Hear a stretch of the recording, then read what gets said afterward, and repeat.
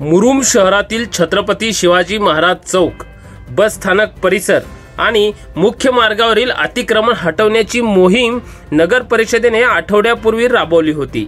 ही कारवाई झाल्यानंतर लागलीच नगर परिषदेने तातडीने ॲक्शन मोडमध्ये जात हटवलेल्या अतिक्रमणाच्या जागेवर विकास कामांना गती दिली आहे।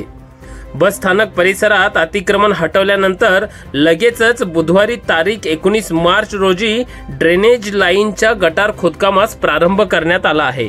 जेसीबीच्या साहाय्याने गटार खोदण्याचे काम वेगाने सुरू असून स्थानिक नागरिकांनी नगर परिषदेच्या या तातडीच्या कृतीचे स्वागत केले आहे।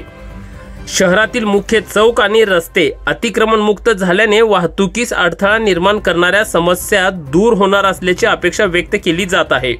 तसेच यामुळे पादचाऱ्यांना मोकळा मार्ग उपलब्ध होणार असून शहर अधिक स्वच्छ आणि सुव्यवस्थित होईल। याशिवाय या ठिकाणी अनेकदा अपघात होत होते, त्याचे प्रमाण पूर्णतः संपुष्टात येईल असे देखील नागरिकांचे मत आहे। नगर परिषदेच्या अधिकाऱ्यांनी सांगितले की अतिक्रमण मुक्त शहर हे प्रशासनाचे प्राधान्य असून शहराच्या सौंदर्यासोबतच नागरी सुविधांवर भर दिला जाणार आहे। या मोहिमेअंतर्गत या ठिकाणी कामे झाल्यानंतर पुन्हा अतिक्रमण होत असल्यास अतिक्रमण हटवण्याची योजना देखील आखण्यात आली असल्याचे त्यांनी सांगितले। स्थानिक व्यापारी आणि नागरिकांनी प्रशासनाच्या या कृतीवर संमिश्र प्रतिक्रिया दिल्या असून काहींनी आपल्या व्यवसायावर परिणाम होत असल्याचे सांगितले, तर काहींनी शहराच्या विकासासाठी ही कारवाई आवश्यक असल्याचे मत मांडले। नगर परिषदेच्या या मोहिमेमुळे मुरुम शहर लवकरच अधिक नियोजनबद्ध आणि सुविधा संपन्न होईल अशी अपेक्षा अनेकांनी व्यक्त केली जात आहे।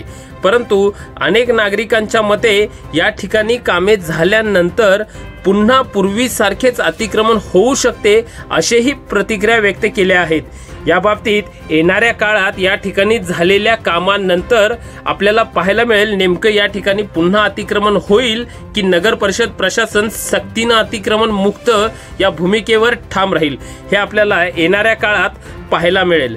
मुरुम शहर व परिसरातील यासह इतर बातम्या पाहण्यासाठी आम्ही मुरुमकर यूट्यूब न्यूज पोर्टलला सबस्क्राइब करून लाईक, कमेंट, शेअर करायला विसरू नका। धन्यवाद।